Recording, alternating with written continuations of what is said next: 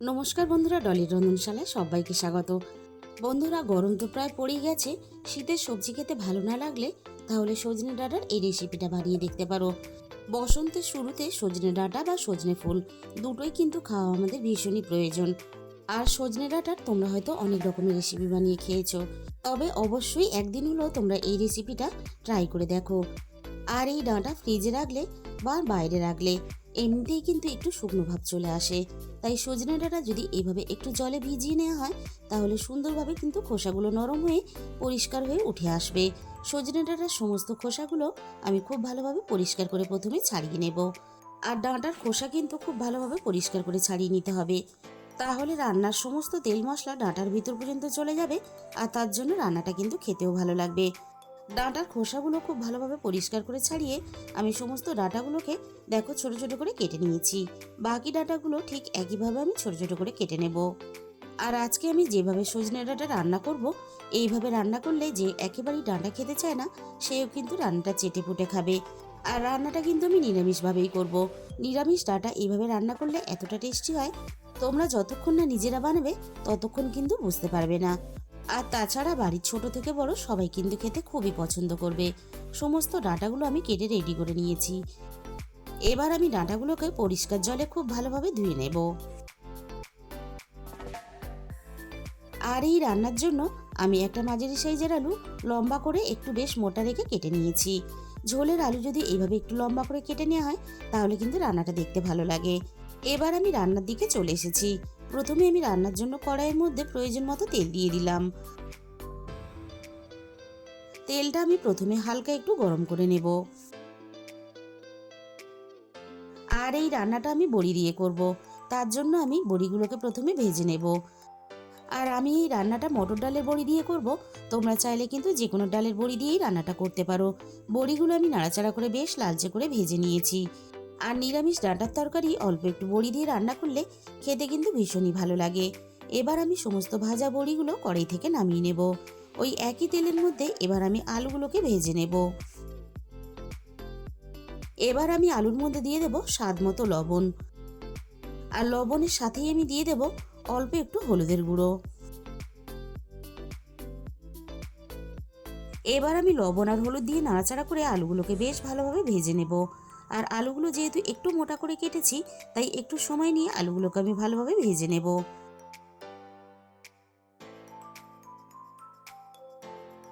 আলুগুলো আমি মিনিট 6-7 মতো নাড়াচাড়া করে বেশ ভালোভাবে ভেজে নিয়েছি। এর থেকে আর বেশি ভাজার দরকার নেই।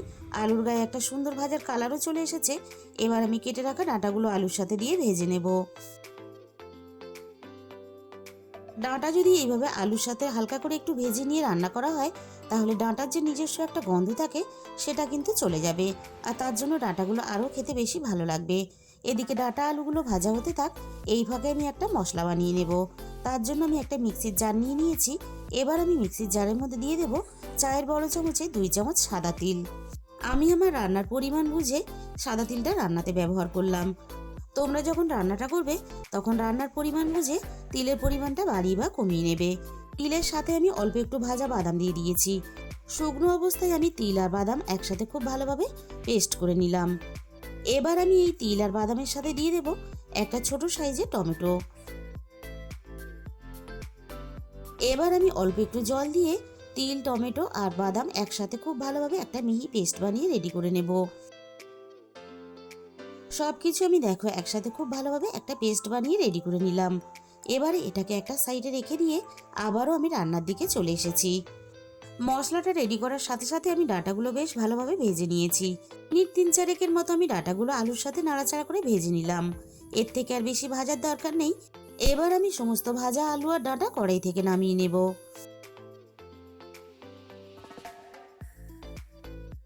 কড়াইয়ের মধ্যে যেটুকু তেল আছে এই তেলেই আমি বাকি রান্নাটা করে নেব। এবার আমি তেলের মধ্যে ফোড়নে অল্প একটু পাঁচফোড়ন দিয়ে দিলাম। এবার আমি ফোড়নটা নাড়াচাড়া করে বেশ হালকা একটু লালচে করে ভেজে নেব। ফোড়নটা আমি বেশ ভালোভাবে ভেজে নিয়েছি। এবার আমি পেস্ট করে রাখা মশলাটাকে দিয়ে দিলাম।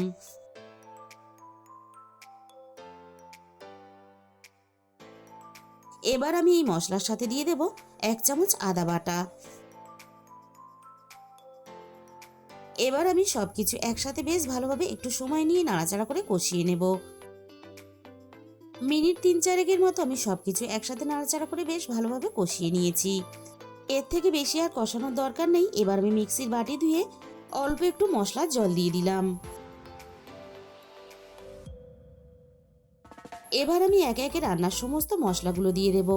প্রথমে আমি দিয়ে দিলাম রান্নার স্বাদ মতো লবণ, আর সাথেই আমি দিয়ে দেব রান্নার প্রয়োজন মতো হলুদের গুঁড়ো, আর দিয়ে দেবো এখানে ঝালের জন্য লঙ্কার গুঁড়ো।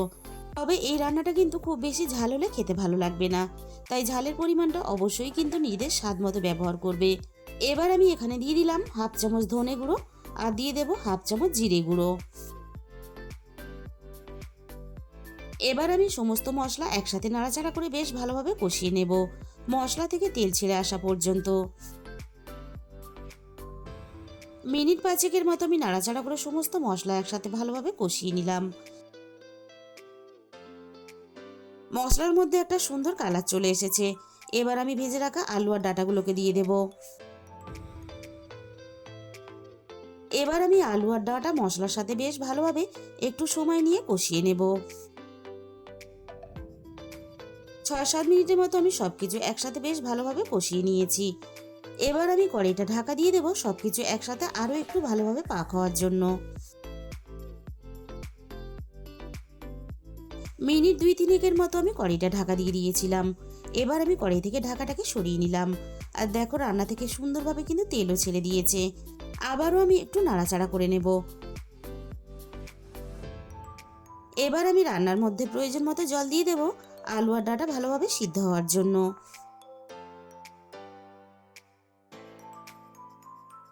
আর এই রান্নাটা একটু ঝোল রেখে করলে খেতে যেমন ভালো লাগবে, তেমনই কিন্তু মাখা মাখা করে রান্না করলেও খেতে ভালো লাগবে।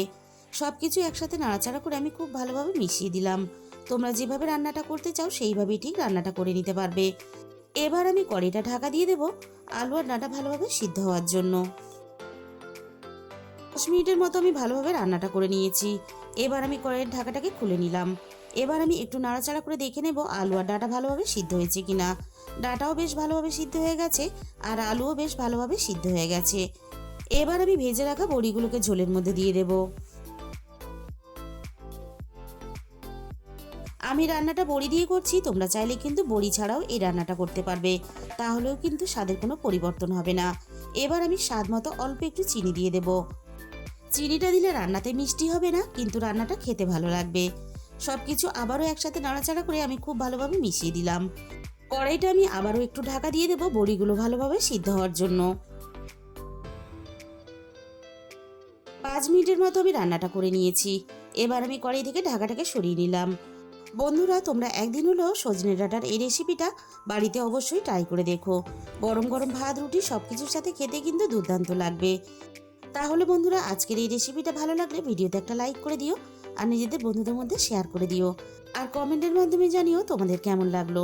আর যে সমস্ত নতুন বন্ধুরা এখনো পর্যন্ত আমার চ্যানেলটা সাবস্ক্রাইব করনি, এরকম নতুন ঘরোয়া সহজ রেসিপি পেতে আমার চ্যানেলটা সাবস্ক্রাইব করে আমার পাশে থাকার অনুরোধ রইল।